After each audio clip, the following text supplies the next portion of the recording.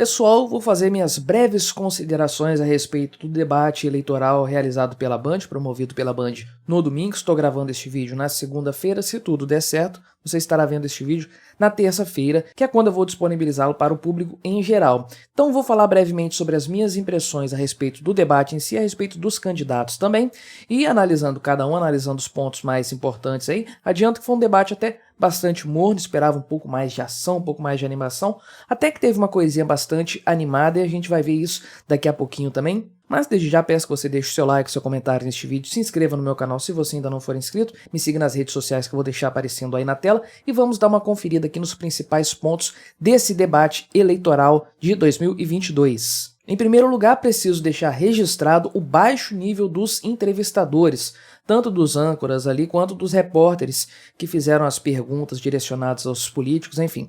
Parecia ali uma coisa de perguntas de livros didáticos, né? Aquela coisa mais ou menos assim. Partindo do pressuposto de que o Estado é essencial para a boa vivência em sociedade, para que a sociedade não entre no colapso total, o que vocês acham que deve ser feito em matéria de saúde, educação, segurança, enfim? Ou seja, o Estado é tido como algo fundamental para o desenvolvimento do país e para a vida em sociedade. Em momento algum se fez perguntas mais direcionadas a uma diminuição do Estado, a uma maior liberdade, a uma restrição do avanço do Estado nas liberdades fundamentais dos indivíduos, que é algo que nós vimos muito da última eleição presidencial para cá. Enfim, faltou essa pegada aí mais da liberdade, mais da diminuição do Estado. Esses jornalistas aí, um bando de estatistas, um bando de puxa-sacos do Estado e do governo, uma coisa assim lamentável. E outra coisa, não vou falar a respeito da minha opinião específica sobre os debates como um todo. Isso vai ficar para um vídeo que eu vou lançar, se tudo der certo,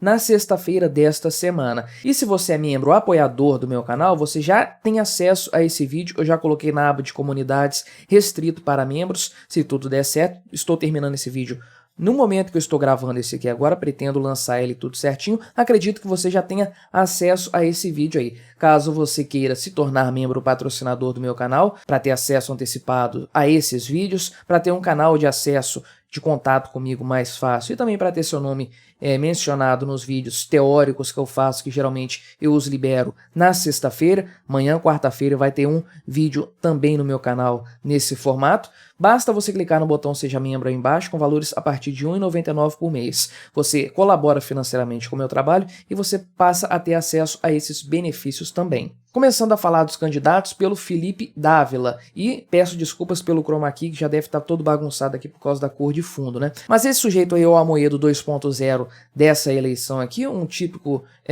membro do Partido Novo, né? Olha a aparência dele de liberal, né? De rapaz, de bom moço, tava de sapatênis, enfim, né? Aqui dá pra ver melhor, né? Tava de sapatênis, de calça, enfim, uma coisa bem Partido Novo mesmo, uma coisa...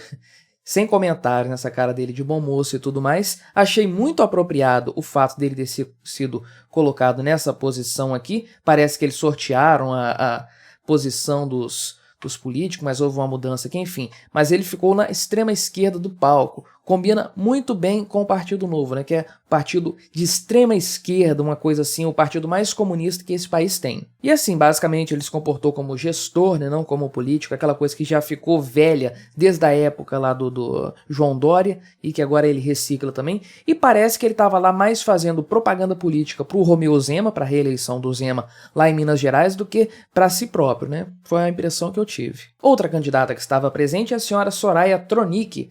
E, para falar a verdade, ela foi uma surpresa para mim. Eu não conhecia ela até então, mas ao que parece ela era do PSL, ela é meio que uma mulher conservadora aí dessa ala, dessa pegada mais Bolsonaro, né? Desse pessoal que surfou na onda do Bolsonaro em 2018, ela se elegeu também, e ela tem meio que essa pegada de uma mulher mais conservadora, um pouco mais para esse lado, mais do que a Simone Tebet, que eu vou falar logo em seguida. E o que é algo curioso, porque pelo que eu pesquisei, ela é dona de uma rede de motéis, né, lá no Mato Grosso do Sul, enfim.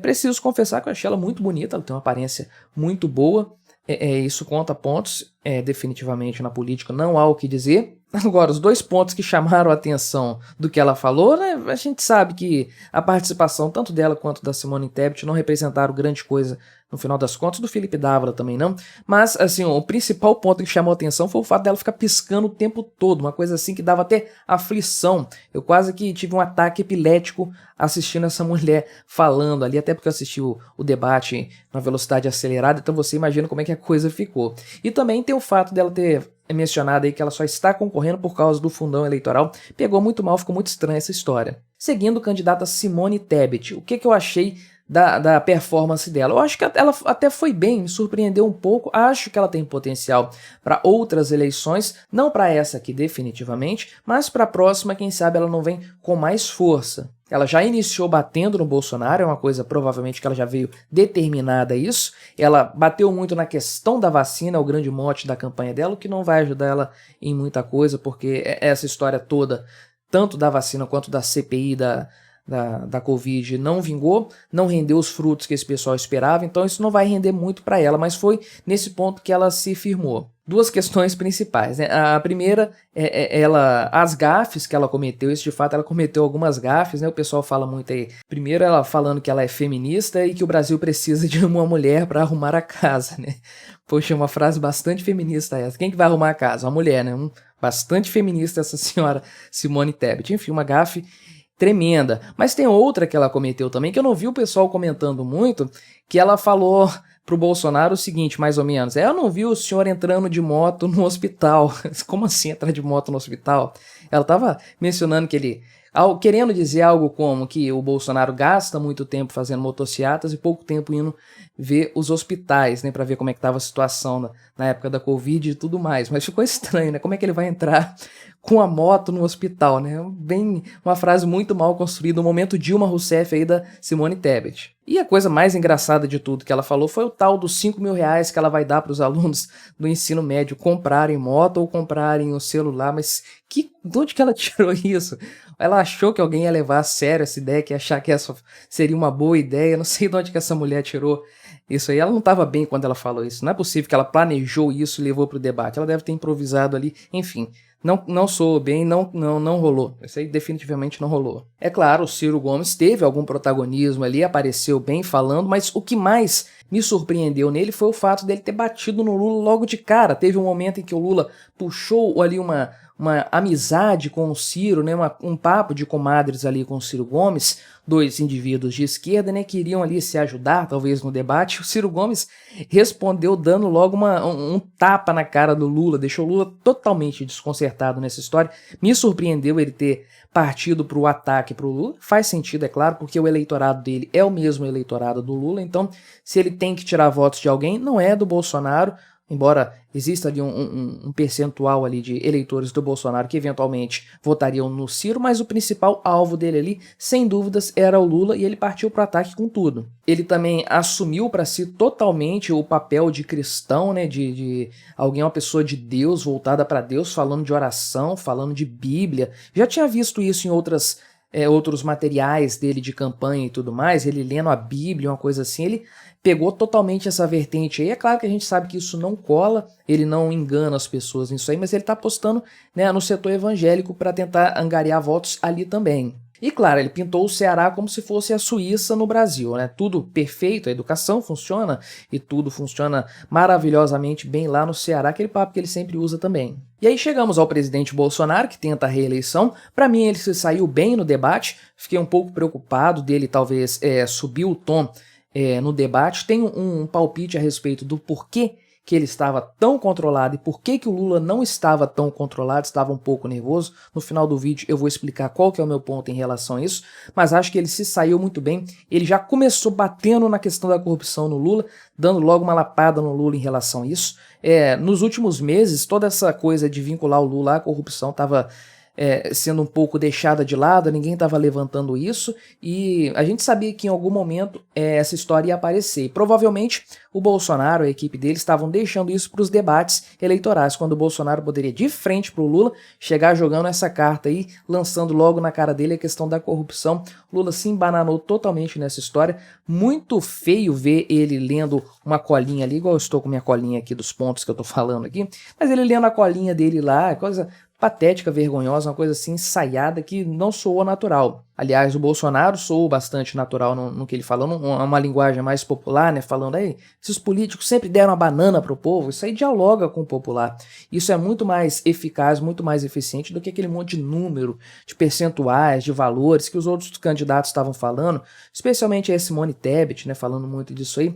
Isso acaba não dialogando com o povão, né? Com o pessoal mais da televisão, aquele público que assiste mais televisão e tudo mais. O Bolsonaro tem essa característica de conseguir falar bem com o povão, com o pessoal mais humilde, com menos instrução. O grande momento foi que o Bolsonaro bateu verbalmente na Vera Magalhães, o Ciro até riu na hora, depois usou isso a seu favor, e aí o Bolsonaro deu troco falando lá da ex-esposa do Ciro Gomes também. Foi um momento que o pessoal usou muito isso para depois ficar xingando o Bolsonaro, reclamando dele e tudo mais. Por incrível que pareça, para a grande mídia, foi um consenso geral de que o Bolsonaro foi o pior no debate. Eu não sei onde que eles viram isso, comparado com o que os outros falaram, comparado com o Lula, o tanto que o Lula se embananou nessa história aí, como que eles viram que o Bolsonaro foi o pior no debate. É claro que eles veem o que eles querem, né? Uma análise totalmente enviesada, a gente já esperava disso. Para mim ele foi bem no debate, não foi brilhante, mas ele foi bem, se saiu bem, tocou nos pontos que ele precisava tocar,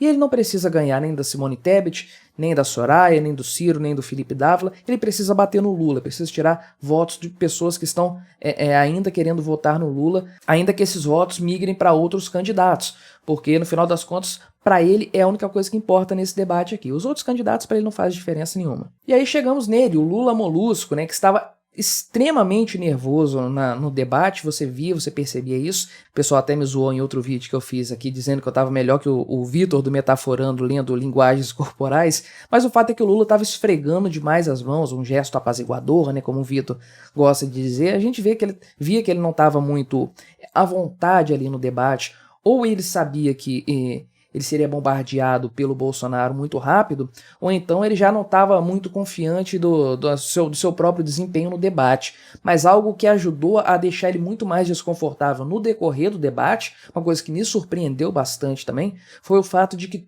todo mundo bateu nele. Ele apanhou muito mais do que o Bolsonaro ali, o que vamos ser sinceros, é muito mais do que justo, né? Porque de fato o Lula é o maior de todos os ladrões, então ele tinha mais que apanhar de todo mundo mesmo. Mas eu acho que ele não esperava isso, que ele fosse levar tanta paulada do resto dos candidatos, do Ciro, como eu já falei, da Simone Tebet, enfim, ele sempre, toda vez que ele dava uma cutucada no Bolsonaro, nas perguntas dele, falando, candidata Simone Tebet, a gente sabe que o governo atual está sendo muito ruim em relação a isso, não sei o que, A Simone respondia, mas o seu governo foi muito pior, tá? Não vem tirar o seu da reta, não. Então, assim, ele tomou paulada de todo mundo e eu acho que isso deixou ele bastante desconcertado. E teve aquele que talvez foi o melhor momento do debate em si, que foi a baixaria entre o Lula e o Ciro Gomes, quando o Lula mencionou que o Ciro Gomes viajou para Paris nas últimas eleições, né? No segundo turno e tudo mais. E ele falou, eu não viajei para Paris. Aí o Ciro falou, você estava preso também. Então ele falou com o microfone desligado, né? Um celular gravou isso e a gente ficou sabendo depois em relação a isso. Mas isso mexeu bastante com o Lula. A gente percebe que ele ficou bastante mexido ali. Aquilo atingiu ele bem. E no final das contas, eu acho que o Lula se saiu mal. Para mim, ele foi o pior no debate. Ele se enrolou, você via que ele ficava travado em alguns momentos, se embananou nas respostas, não soube lidar bem com a questão da corrupção que foi falada, ficou com aquela coisa das colinhas e tudo mais. O pessoal falou da voz dele e tudo, que ele estava muito rouco, mas a gente sabe que ele teve problemas de saúde relacionados à garganta, é até surpreendente que ele ainda esteja falando, né, a essa altura do campeonato. Mas de fato, ele foi muito fraco no debate como um todo. Falou frases completamente sem sentido, né? Como aquela mais ou menos assim, derrubaram a Dilma por causa de uma pedalada, mas não derrubaram esse cara, né? Ou seja, o Bolsonaro, por causa de uma motociata. Tipo, o que tem a ver uma coisa com a outra? A motociata é algo real, né? É literal, um nome literal. As pedaladas da Dilma não são algo literal. Ela não estava andando de bicicleta ali ou dando as pedaladas do Robinho ali, não. Ela estava fazendo uma gambiarra contábil, né? Como é que ele compara uma coisa com a outra? Não faz o menor sentido. Percebe-se que o Lula está perdendo aquele tino político dele, que ele já teve algum dia. Percebe-se que ele está muito mais fraco esse ano. E para mim, o motivo que explica o fato do Bolsonaro estar tão tranquilo, tão confiante, tão equilibrado nos debates, eu esperava ele muito mais agressivo e tudo mais, e o Lula tão sem confiança e tão perdido ali nos argumentos e se embananando todo, é algo que foi veiculado recentemente a respeito de o Bolsonaro já ter acesso a pesquisas eleitorais que mostram que ele está na frente do Lula nas intenções de voto. Ele não pode divulgar as pesquisas, são pesquisas internas provavelmente, mas ele sabe que ele já está na frente do Lula. Então, para o Bolsonaro, não faria sentido ser agressivo, sair batendo em todo mundo, porque ele já está na frente. Para ele, a melhor coisa é apenas se sair bem no debate, de forma controlada, de forma tranquila, responder as perguntas ali na boa, e não se deixar levar por provocações nem nada disso. E para ele não valeria a pena sair de forma agressiva e tudo mais. Porém, se o Bolsonaro tem acesso a tais pesquisas, pesquisas mais realistas, que são feitas por institutos mais fiáveis e voltadas apenas para o planejamento da campanha, é certo que o Lula também tem acesso a isso. E provavelmente o Lula sabe que ele está atrás do Bolsonaro nas intenções de pesquisa, e isso explica o nervosismo dele e o fato dele estar tão inseguro no debate. Ele precisaria mostrar um serviço muito bom ali no debate, se sair muito bem. Talvez ele contasse com o apoio dos outros candidatos para isso, né? Que eles servissem de escada para ele. Na verdade, a coisa aconteceu ao contrário do que ele esperava. Ele apanhou de todo mundo no fim das contas, não apenas do Bolsonaro, mas de todo mundo. E se você olhar o cômputo geral do tempo de debate, o Lula falou pouco, teve pouco espaço para falar no geral, uma vez que ele é o candidato que supostamente está em primeiro lugar nas pesquisas, né? Então isso aí me surpreendeu bastante. O Lula apareceu pouco nesse debate, quando ele apareceu de forma ruim. Mas no geral o debate aí não foi grandes coisas, não tivemos grandes momentos, nem muitos memes para serem imortalizados na internet. Para mim, o momento que mais se destacou nos debates, nesse debate especificamente, aconteceu nos bastidores, né? Que foi a briga entre o Rodrigo Salles e o Danones. Brigaram lá nos bastidores, vale até a pena a gente olhar aqui no Twitter. Um pica-pau aqui tentando separar, né? Um narigudo tentando separar os dois, mas aí eles começaram a... Olha, seu bosta, uma troca de xingamentos, né? Diz o Peter Turguniev que quando dois políticos se xingam é porque os dois estão com a razão, né? Acredito que seja isso aí também, né?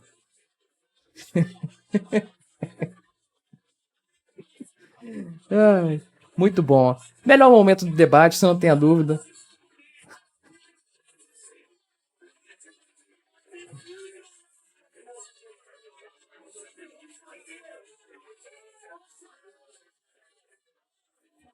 Melhor momento disparado do debate, não tenha dúvidas. Acho que o debate devia ser resolvido assim, as eleições deveriam ser resolvidas assim, na base da porrada também. Deixa todo mundo lá sair no tapa, quem sobrar por último aí ganha as eleições. Seria muito melhor, seria muito mais divertido. Não ia mudar nada no final das contas, porque a gente sabe que tudo isso aqui é um grande jogo para determinar quem vai roubar eu e você no final das contas, né?